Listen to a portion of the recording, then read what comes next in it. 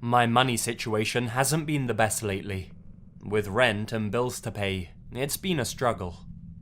In my attempt to make ends meet though, I met someone I wish I hadn't. A few nights ago, I saw an ad on Craigslist, looking for someone to help move a few large items and boxes up from the basement. The job offered $12 an hour, cash, and estimated to be around 5 to 7 hours worth of work. That sounded great to me, and best of all, it was within walking distance of my house. I emailed the poster of the ad, and everything seemed great at first. He was thankful that someone had answered so quickly, because he really needed to get things done. After a few emails though, he hits me with something. I want you to know that I'm a gay man. How old are you, by the way? That's a weird message to send. His sexuality should be none of my business. If you call up a plumber to come to your house, you don't share that information with him. I'm a 28-year-old guy though. I'm in good shape, and I never leave the house without a knife in my boot and a sidearm on my waist. I need the money, and this guy's 68. If he tries anything, I'm confident I can handle myself. Besides that, I like to think the best of people. I try and tell myself that maybe he's just a bit flamboyant and has had trouble in the past hiring people who turned out to be homophobic. The time comes and I get to his house. He comes off as a normal and pleasant dude right from the bat.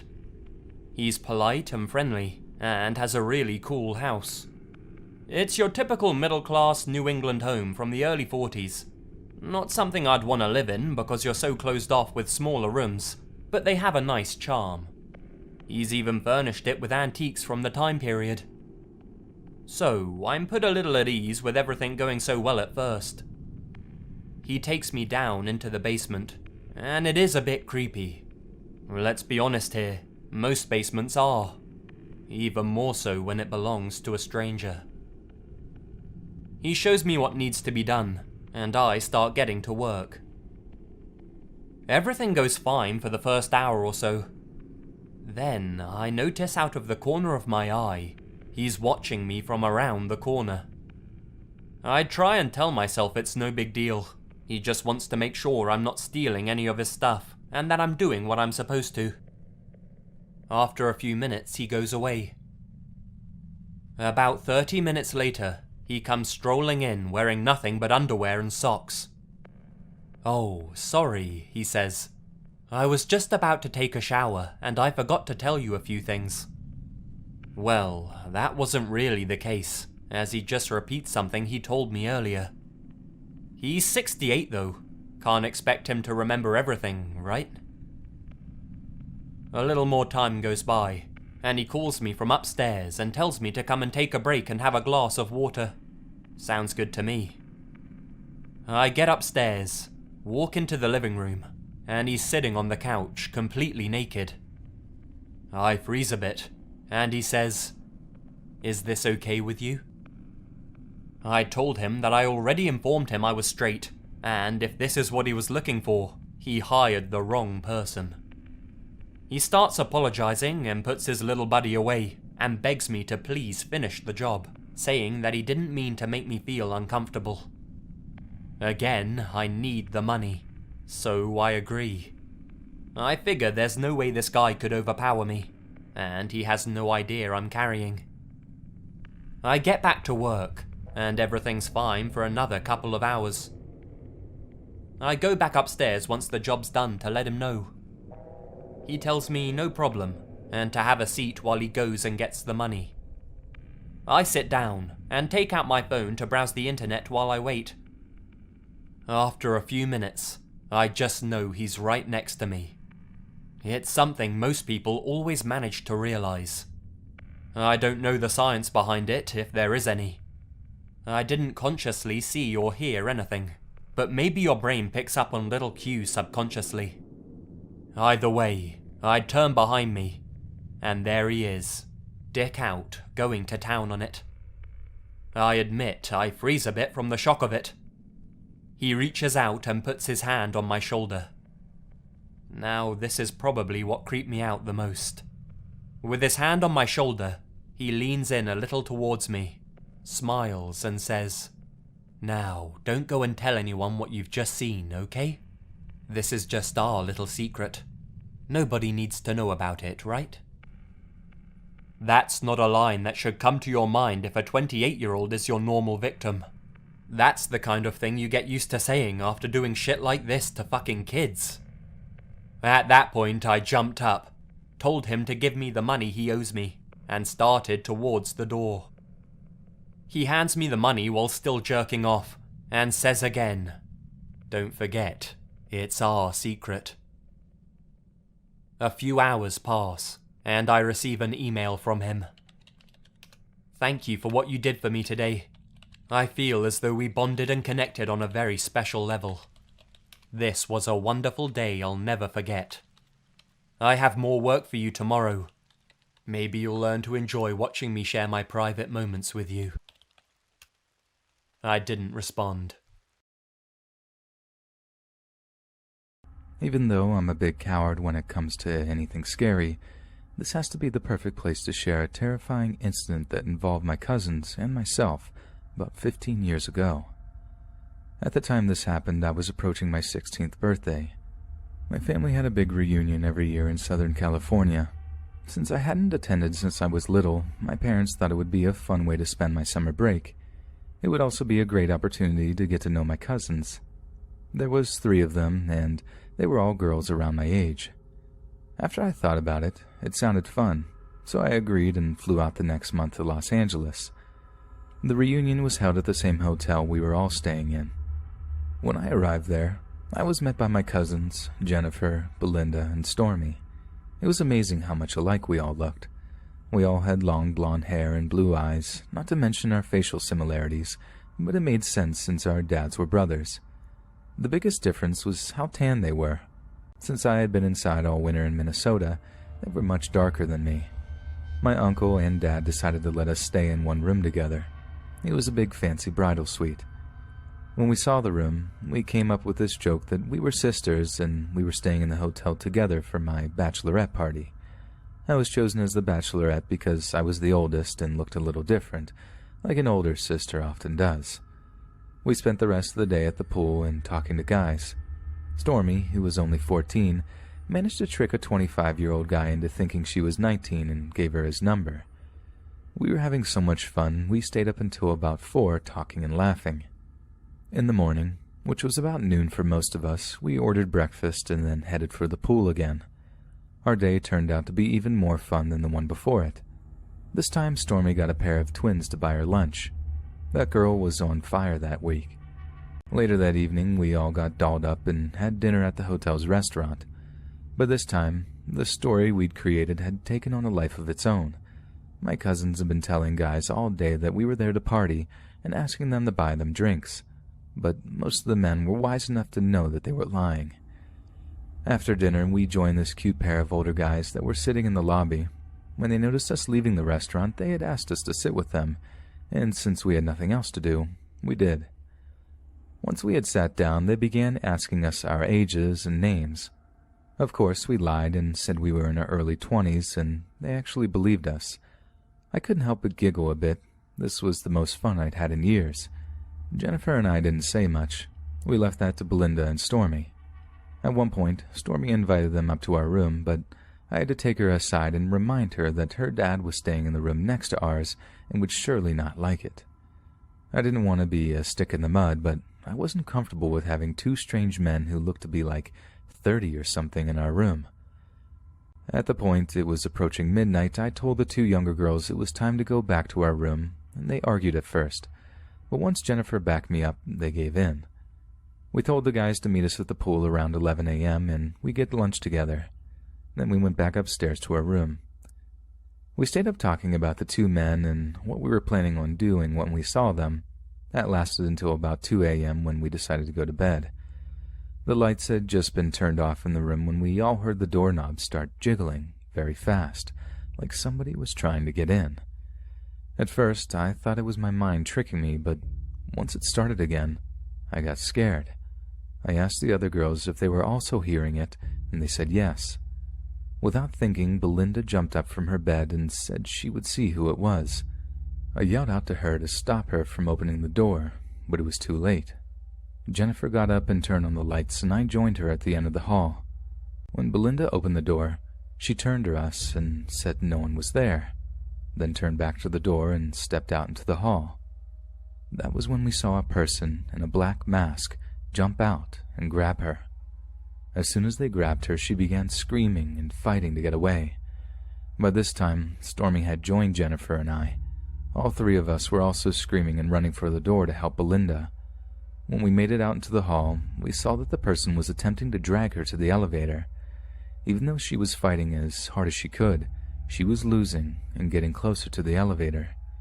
Thankfully, my uncle came out of his room to see what was going on and saw Belinda being dragged away. He didn't hesitate to attack the person in the mask.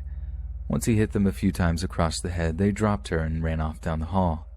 They made it to the stairwell and disappeared. We all ran to her to see if she was okay. She was obviously scared and upset, but thankfully didn't look to be hurt. Once he was sure she was all right, my uncle called hotel security and told them what had just happened, and they called the police. The four of us girls just sat there and held each other and cried. We were all so happy that Belinda was safe. Despite the hotel's attempt at catching the person by locking all the doors, the attacker still managed to get away.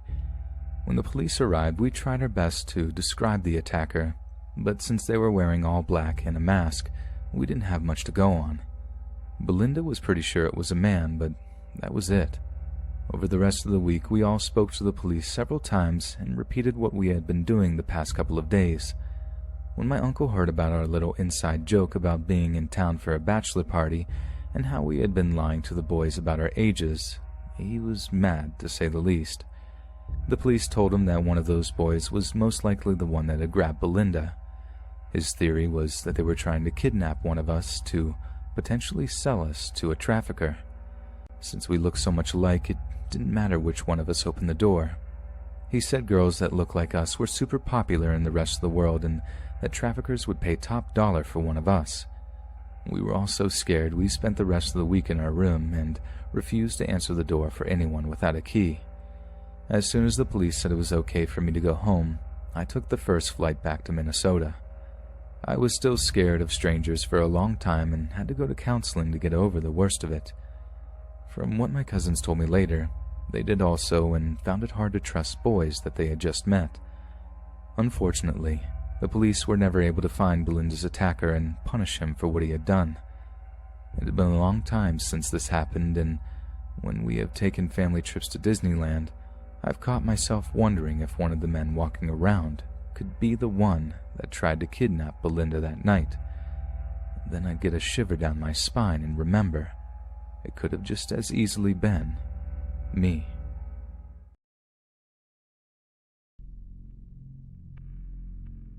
So, I've heard similar stories, and I figured I should share my story and see what other people's take on this is. Because to this day, I'm still baffled by this experience.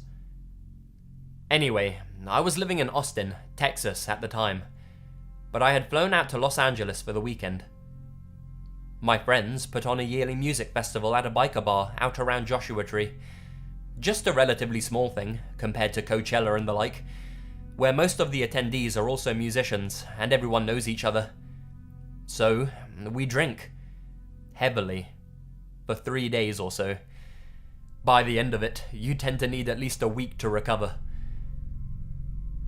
So, I was flying back to Texas, wildly hungover and miserable and completely drained.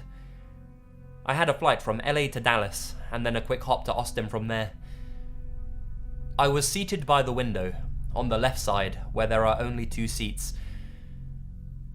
Seated in the aisle seat was a middle-aged woman, totally unremarkable, just your average Texan mum. We made polite small talk for a few minutes, but I really felt like doing nothing but curling up into a ball against the wall and passing out. So, shortly after takeoff, I put in my headphones and started watching a movie on my iPod until I fell asleep.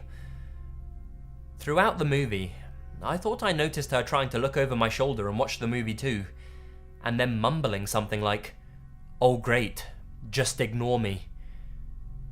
This happened several more times, but I convinced myself that I was just misreading her. Eventually, I noticed her furiously scribbling writing in the margins of a beat-up leather-bound book. I kept peeking over at it, noticing that the entire book was filled with unintelligible chicken scratch in pretty much every bit of the available space in the margins. I also noticed it was an Alcoholics Anonymous book. Whatever, I thought. Just someone with some issues. I eventually fell asleep. I woke up as we were landing in Dallas. People started getting off the plane. The lady makes zero effort to start packing her things up or get ready to go. She keeps sitting there, scribbling in her book. As I said, I'm wildly hungover and kind of cranky, and I have no patience for anything that's prolonging the time that I have to spend on this airplane. It gets to Aro, and it's her turn to move into the aisle. And again, she does not move at all. The rows behind us now start to leave. I finally say, "Hey, I've got a connection to catch, so I have to get moving here," gesturing towards the aisle and standing up. She laughs, shakes her head, looks up at me and goes, "Oh, no, no, no, no. You're not going anywhere." I was confused. My mind was not at its sharpest that day.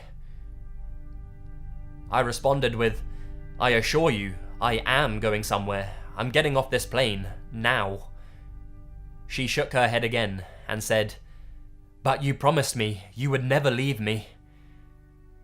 Now other people who are leaving the plane are also looking over at this exchange, also baffled, and I make eye contact with a few people, giving them that "can you believe this" look. I begin edging my way out of the row, saying, "I certainly never said that. I'm leaving now." As I edged past, she sighed and said, "Well, I guess I gotta go with you then." At which point, she stands up behind me, leaving her purse and book and all her belongings on the plane, and follows me out. All through the tunnel, and through the terminal, and up the escalator, this woman follows at my heels, grinning like a madwoman the entire time. I'm walking fast, but she's right on my heels. I didn't say anything at first, and my mind just kept saying, "Why is this happening now, of all the days?" I just did not want to deal with whatever the hell breakdown this woman was having, not with the way I was feeling. I eventually get to the waiting area for the monorail to the next terminal, where my connecting flight is, and she slides up right next to me, still grinning. At this point, I say, "All right, seriously, why are you following me like this?" Her response this time, "Because I love you, and you promised me you would never be apart from me." I laughed nervously, and looked around at the strangers, also waiting for the train, making sure I loudly announced, "No, I did not promise that. I have no idea who you are." The train arrives. I get on it, and obviously, she follows. Now she's trying to hold my hand. I'm moving around the monorail car, texting the girl I was seeing at the time about what was going on, and how I'm actually kind of terrified by this woman. My phone was at 1% though, and it died before I could get a response. I was actually starting to get severely creeped out by this woman. Her eyes were completely vacant. There was just nothing but emptiness in her stare. She didn't even blink. Coupled with her unyielding grin, I was becoming sure it was only a matter of time before she snapped and proceeded to stab me or shove me down an escalator or something. She's still grabbing at my hand and following me as I shove around the tiny train car, and I announce to the other strangers, "I have no idea who this woman is. Seriously, can anyone get a hold of security or something?" Everyone responded with silence. I guess nobody else wanted to deal with this either. I felt like I was becoming the crazy one now, making random statements to a train full of strangers. We finally get to the other terminal. I near run to my gate, with her right behind me still, saying things like, "You can't get away from me this time." I get to the gate and spend a moment scanning the crowd. I see a woman in what looked like a police uniform waiting, and I say, "Excuse me, are you security or police or something? You see, this lady is..." But she just shakes her head at me. Everyone in the crowd just does their best to ignore us. You would be amazed at how hard it is to find security or police in a damned airport these days when you really need them. Finally, I go up to the desk and shamelessly interrupt the agent standing there. Doing my best to maintain composure, I put on a half smile and explain to them, "Hi there. So this woman standing right next to me here, I have no idea who she is, and she's been following me for quite some time." Both the agents laugh. The male one makes a comment like, "Oh, long vacation, huh? Seriously, what can I help you with?" The crazy lady laughed with them, rolling her eyes at my absurd assertion that I didn't know her. I chuckled, shook my head, and said again, "No, I mean it. I have no idea who this woman is." They finally saw the desperation in my eyes and the seriousness of my tone, and their smiles faded. Can we see your boarding passes?" I handed him mine. She produced hers from her pocket as I continued explaining. She was on my previous flight. She even left her purse on that plane, all the way in the other terminal. The agents speak with themselves off to the side for a moment, while I completely ignore this woman, just swatting away her hand as she tries to hold mine for the 100th time. The agents make a few quick, hushed calls, and then come back over to me and just say, "Come with me." They immediately whisk me through a door and slam it on my pursuer, and I'm loaded onto the plane about 10 minutes before any other passenger. A stream of staff filters through, each one offering me a new apology. Eventually, the rest of the passengers get on, and they all shoot me glances as they pass by my row. Some of sympathy, some of sheer confusion. The man who sits behind me asks, "Hey man, what was that?" I give him the brief version, and then he tells me this. "She had a complete and total meltdown the second you got on this plane. Screaming, tearing her hair out, pounding her feet. They took her away in handcuffs. You really didn't know her?" Nope, I didn't. To this day, I still wonder all the time what the hell was going on with that woman.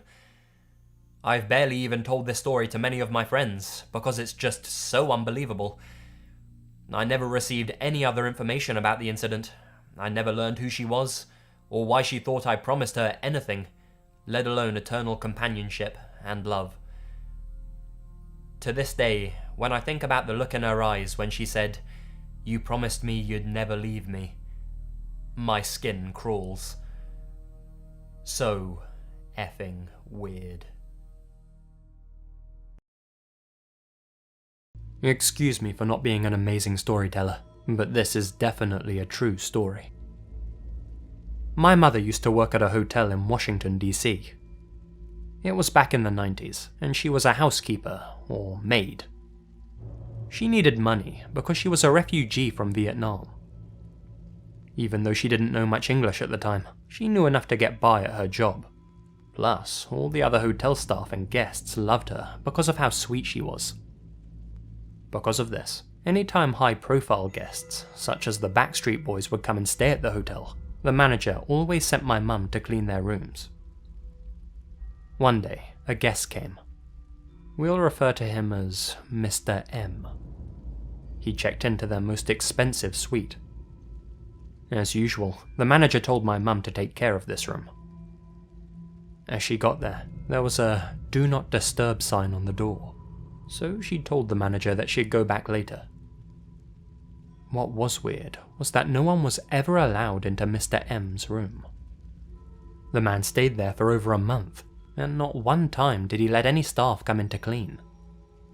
However, he paid a lot, and he always gave a warm welcome every time he passed a staff member or housekeeper, so no one paid him any attention really. Then, one day, people didn't see him anymore. They assumed he had checked out, even though the receptionist had no account of that. Since it had been so long since the room had been cleaned, the manager told my mum to go and check it out and try and clean up what she could. As she got to the room and unlocked the door, a disturbing smell hit her. She couldn't figure out what it was, but she continued to survey the room. It was disgustingly messy. In her words, it looked like someone had thrown a rave, despite the fact that no one else had ever gone into Mr. M's room. None of the other guests, at least. It looked like Mr. M had deserted the place without telling anyone. My mum was still shocked by the smell, so she tried to track it down. As she followed the smell, she could tell it was coming from the closet. When she opened the closet, there was nothing but a cardboard box on the ground. The smell was clearly resonating from it. My mother's first instinct was to open the box to see what it was, and to clean and throw it out. What she found scarred her. It was the rotting, decomposing head of a young woman. My mother immediately screamed and got out of there. She fainted in the elevator. Once she woke up, the cops were everywhere, and the hotel was like a CSI scene. The manager told her that Mr. M wasn't the guy's real name, and he had used a fake credit card to check in. The head of the woman was identified to be that of a call girl. I don't know much more, or any of the nitty-gritty details, but I'm sure you can look it up on the internet for more information. Needless to say, my mum quit that day.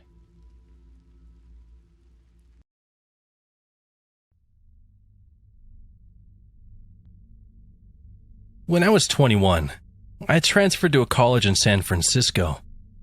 I had checked out a room for rent on Craigslist. It was in a really nice 2-bedroom apartment. It was cheap rent and close to campus, so it was the ideal spot. The girl who lived there was 29, and her name was Beth. She was tall and wide, and she had jet black hair and wore pale makeup. She seemed nice, although a little quiet. But she seemed to like me and agreed to let me move in. So far, so good. My first night there, we went out for pizza, and that's when I could tell that something was a little bit off with her. Throughout dinner, she kept telling me how much I looked like Shia LaBeouf. I didn't know what to say, so I just shrugged it off with a thanks. I mean, I look nothing like Shia LaBeouf, so it just didn't make any sense to me. When we got back home, she asked if I'd seen her room yet. I said no, and so she took me to see it. Her walls were covered in posters of Shia LaBeouf. She even had printed out photos of him all over her mirror. She owned all of his movies. I didn't know what to make of it. It was creepy. The whole night she had been saying I look like him, and now it's obvious to me that she's obsessed with the guy. A few weeks passed, and I never really saw her that much. We didn't spend any time together, really. She would come home from work and practically run to her room. She would spend the whole night in there. She had this creepy high-pitched giggle, and I would hear her giggling through the walls all night. I wondered what the hell she could possibly be doing. Occasionally, she would come out and talk for like 2 minutes, and she would always be slurring her words. So I suspected she was drinking a lot. Sometimes she wouldn't say anything, and she would just stand in the hallway and watch me in the living room. I would turn and see her and be surprised and say, "Hello, Beth." And then there would be this long, awkward pause, and she would give out her creepy, high-pitched giggle. It was uncomfortable being around her. She gave me the chills. One night, I woke up at around 2 a.m. because I heard what sounded like the front door being unlocked. I came out of my bedroom and all the lights were off, but I could still see Beth standing at the front door. She had her face against it, and she was turning the lock back and forth over and over again. And every time she turned the bolt, she mumbled my name. Max Barker. Max Barker. Max Barker. Seeing her standing in the dark and mumbling my name really freaked me out. And it doesn't help that she kinda looks like a bigger version of the girl from The Ring. I just quietly went back to my room and tried to sleep. One night I was watching Gladiator and she stumbled out of her room and turned on the living room light, forcing me to pause the movie, which was annoying. She then asked me if I wanted to hear about her ex-boyfriend. It was an uneasy segue into the topic, but I just said sure and then awkwardly sat back to listen to her. 10 minutes into her story, and she was so riled up. She was screaming at the top of her lungs about their breakup. I was worried that the neighbors were going to call the cops, and she wasn't listening to me when I was asking her to lower the volume. Amidst all of her screaming, one thing she said really freaked me out. She was in such a fit and yelled, "I'll slit his fucking throat." That was a big game changer. Suddenly, I had no idea what this girl was capable of. She was practically a stranger, and everything I had seen was becoming alarmingly disturbing. After a few more minutes, she told me thanks for listening, and she started doing her giggle. I got out of there pretty fast, and went to my room to go to sleep. I had a pretty unsettled feeling about being in the house with her, and what's worse is that there was no lock on my bedroom door. I pushed the edge of my dresser in front of it, to act as a little barricade. I woke up in the middle of the night to the sound of my dresser scraping against the floor. Beth was pushing the door open. I turned on my light, shouting at her to stop. I could see her through the opening of the door. She was so drunk, and had this insane look in her eyes. I pushed the door closed, and yelled at her to go to bed. I could hear her walk back to her room, but I couldn't fall back asleep. The next morning when I went out into the hallway, my heart dropped. I saw one of her steak knives was on the floor by my door. I got goosebumps all over my arms. All I could think about was her saying she would slit the guy's throat. I confronted her about it, and she said she didn't remember trying to push my door open. She said she didn't even remember telling me about her ex. I had enough. My lease was month to month, so I found a new spot and moved out.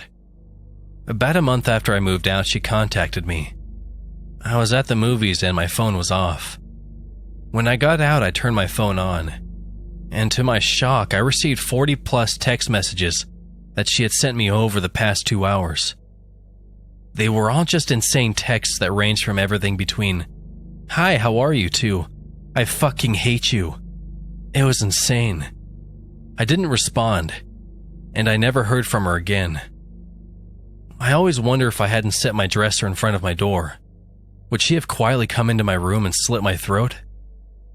It freaks me out.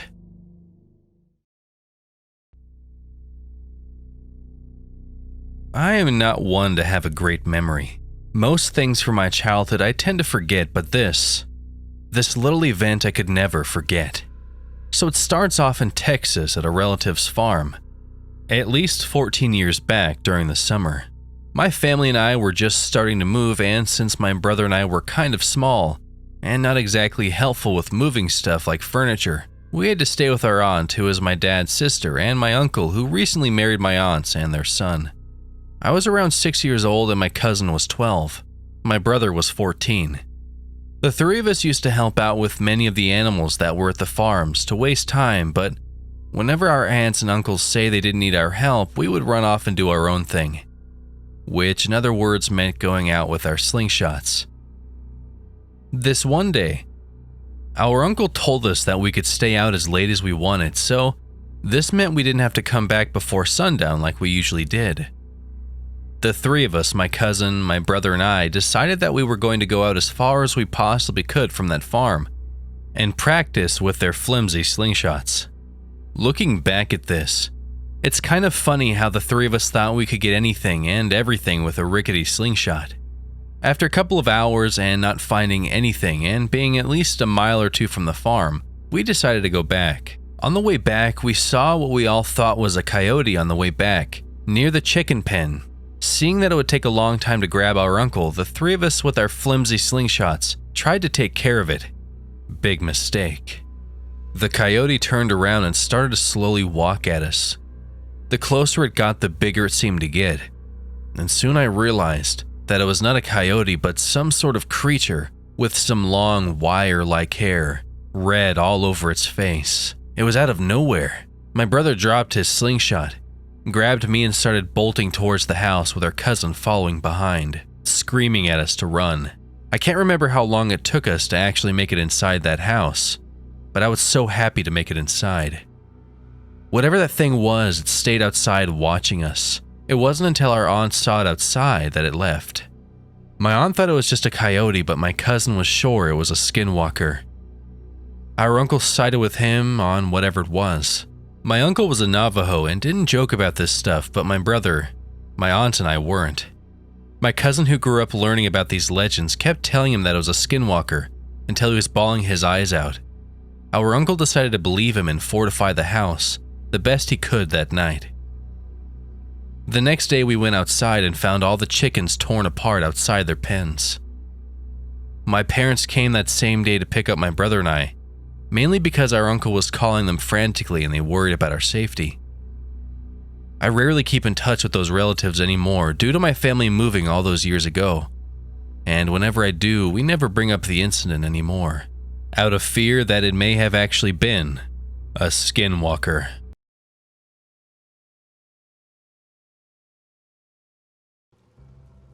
In the earliest months of 2014, I started dating my current boyfriend. We hit it off immediately, which resulted in me staying at his house multiple nights out of the week. Eventually, I ended up living there, sharing a mobile home with him and his father. The neighborhood itself was fairly creepy, one of those unnamed country areas that branch from a main road. Richard, my boyfriend's dad, would tell me stories about how the entire street was owned by one man, a guy who had gotten old in recent years and let the land go. As a result, the field beside our mobile home was overgrown with weeds and old trees. He also told me about these strange occurrences, of which he attributed to two things: aliens and kids from another neighborhood. Despite his warnings and how creepy the area was, I didn't take him too seriously. After all, his biggest concern was aliens. I was unemployed for a short period of time after moving in, which left me alone in the house while my boyfriend and his dad went to work. I spent most of my days putting in job applications, cleaning up the house, and reading online. I guess you could say that my presence at the house was pretty predictable, which is the only explanation to this occurrence. On a day as unremarkable as any other, while I sat reading a book in my bedroom, I heard a car pull into our driveway. The sound was pretty distinctive, considering the area wasn't paved, but rather made up of gravel. Thinking that my boyfriend, Cody, had come home early from work, I slipped some shoes on and started for the front door, which was on the other side of the house. Before I could reach it, a knock sounded against the glass. The front of our trailer had a sunroom, basically a front porch that is encased with windows, making it so you had to go through two doors before stepping into the living room. Being as paranoid as he was, Richard would usually lock the sunroom door before leaving for work, unless he was in a huge hurry. Still, thinking that maybe my boyfriend had come home early from work, I opened the front door to let him in. Only it wasn't Cody at the door, but a rather short Hispanic man. He smiled at me through the glass and nodded, almost as if I was exactly who he was expecting to answer. I noticed that he had one hand behind his back, and the other was hanging at his side. I tried not to think too much about it. Beside him, in our carport, was a small white truck, and I could hear that the engine was still running. Hey, can I help you? I tried to make my voice as strong as I could, but it only came out shaky. I'm with the garbage company. I'm here to pick up your trash cans. I blinked, knowing immediately that this was a lie. Yes, it was common for the garbage company to come and pick up trash cans if the bill hadn't been paid, but I'd gone with Cody the week before to pay it. Not to mention, the drivers never knocked on the door. They would only ever take the cans and leave. I glanced to my left, seeing that our trash cans were still there, on the outside of the sunroom, somewhat behind the house. They're right there. If you need 'em, then take 'em. This time, my voice was more assertive, causing my visitor's smile to turn into a frown. "May I come in?" he asked. I didn't verbally answer. I just shook my head. My heart dropped as I watched him reach up and grab the handle to the glass door, pulling on it to open it. The door clicked, obviously locked. The man tried to pull it again, this time harder, causing the metal to creak.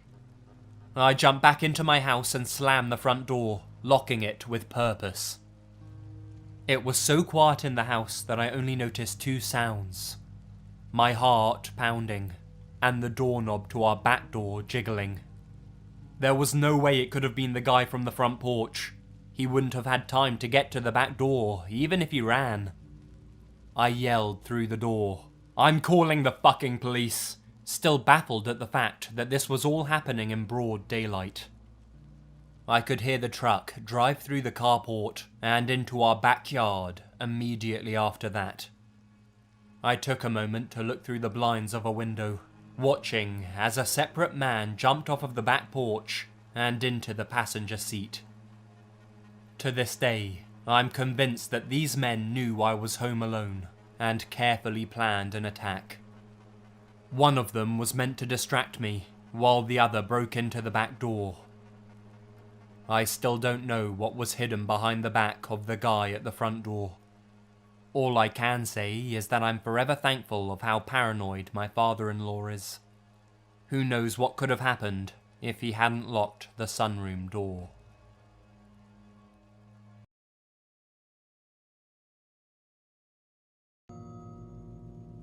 I'm from Asheville, North Carolina, born and raised, and I have my own story to share here. One that's equal parts bizarre and disturbing. Around 4 years ago, I was walking through one of the local parks early in the morning, well before anyone else was up and awake. I'd just broken up with my long-term girlfriend and was having difficulty sleeping.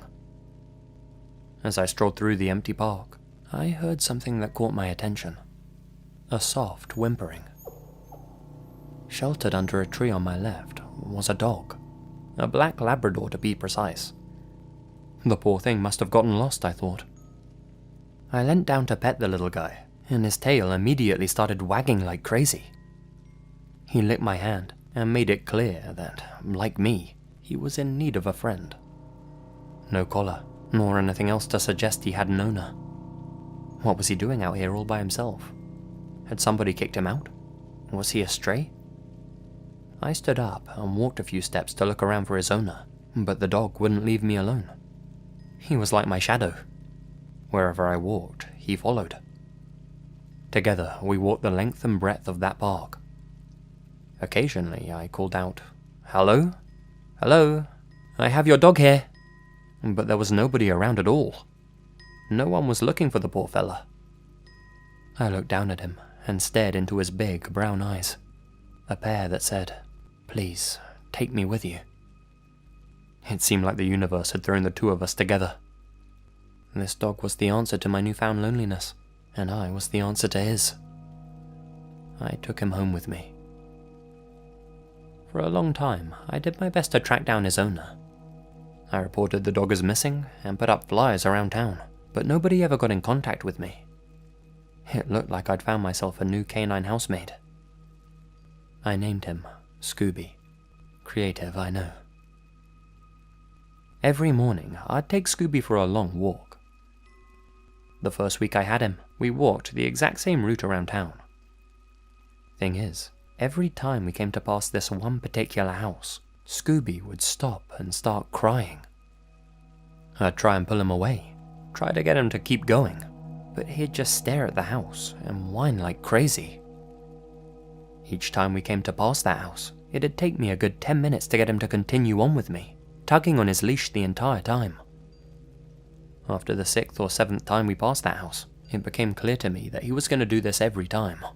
So, in the end, I just decided to switch up our walking route. I had no idea what got into him, or why that house seemed to bother him so much. It wasn't like he was crying to go inside. He never tugged on his leash to get closer. It was more like he was afraid of something in there, but couldn't bring himself to leave, like a human who can't look away from a deadly accident. He had some sort of strange, doggy fascination with the place. Anyway, for the next 6 months I owned Scooby, I took him on several different walking routes, making sure that we never passed that damn house that freaked him out so much. One day though, I had an early morning errand to run, which took me past that house. I decided to take Scooby along with me, get his daily walk out of the way, completely forgetting about how he acted 6 months earlier. Well, Scooby hadn't forgotten about that house. Not by a long shot. As we came to pass it, he once again froze in place and refused to move. He whimpered loudly, refusing to take his eyes off the place. "Come on, Scoob, there's a good boy," I said to him, trying to calm him down and coax him along a bit. It didn't work. He seemed more unsettled by that house than he ever had been before. "Hey, what's gotten into you, boy?" I asked him rhetorically.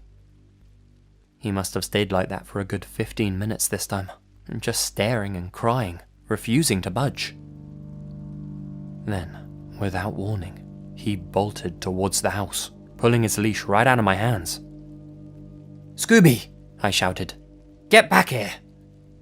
It was no use. Whatever fear had consumed him before, he had conquered it. He rushed to that house, ran around the corner and into the backyard. God damn it, Scooby, I thought. The owners must have a cat or something. That's why he always acts crazy around here. I chased Scooby into the house's backyard, completely embarrassed, praying that I could get him out of there before the owners woke up and started cussing me out. I got back there and found Scooby frantically digging a hole in the grass. I'd never seen him acting like this before. He never dug holes in my backyard. I tried to pull him away, but he just shook me off and kept digging, his little paws throwing up earth left, right, and center. I was furious with him. But, you see, Scooby knew something I didn't. Knew a secret that nobody else knew. He knew what was buried in that yard. His former owner. Scooby's digging unearthed the largely decomposed corpse of a 32-year-old man, shallowly buried in the garden of your average suburban house in North Carolina. The man had been down there for as long as I'd had Scooby. The authorities were alerted, and an investigation began. Turns out the house was a rental. The dead man had been living there with his girlfriend and their dog. All their neighbors and their friends in the area knew them as Jim and Charlotte. These turned out to be fake identities. Everything people thought they knew about their lives and their pasts were a lie. The inside of their house remained untouched. Nothing appeared to have been taken. As of right now, the police still haven't been able to track down the so-called Charlotte. She remains the prime suspect for his killing, though nobody's really sure if she was behind it all and went on the run, or if she herself was a victim too, buried somewhere else by somebody else. If she was responsible, then she left in a damn hurry, as pretty much all her personal possessions were still inside the house. Her wallet, her fake ID, everything but her cell phone. Whatever the case, no one has ever come forward to reveal either Jim or Charlotte's real identities. No friends, no family, no one. As such, Jim was reburied here in Nashville and given an unnamed headstone. The strangest part in my eyes is that the house's rent was still being paid when the body was found, despite the fact it had been empty for 6 months. The landlord had always been paid in cash, which arrived in an envelope through the mail. It was always addressed from Jim, even after his demise. So, the question is, Who was still paying the rent? Charlotte, the girlfriend? Someone else who didn't want the new tenants to be digging around in the garden? That all remains unclear. I'm sure there are details the cops haven't revealed to the public, but still, it's a little weird. Scooby is still around to this day. He still cries whenever we go past that house, but he doesn't stop and stare anymore. In his own way, I like to think he found a little closure. I don't know how his last owner treated him or what he was like, but Scooby didn't want to leave him down there in the ground. He's a good boy. I'll update you all if they ever find the woman.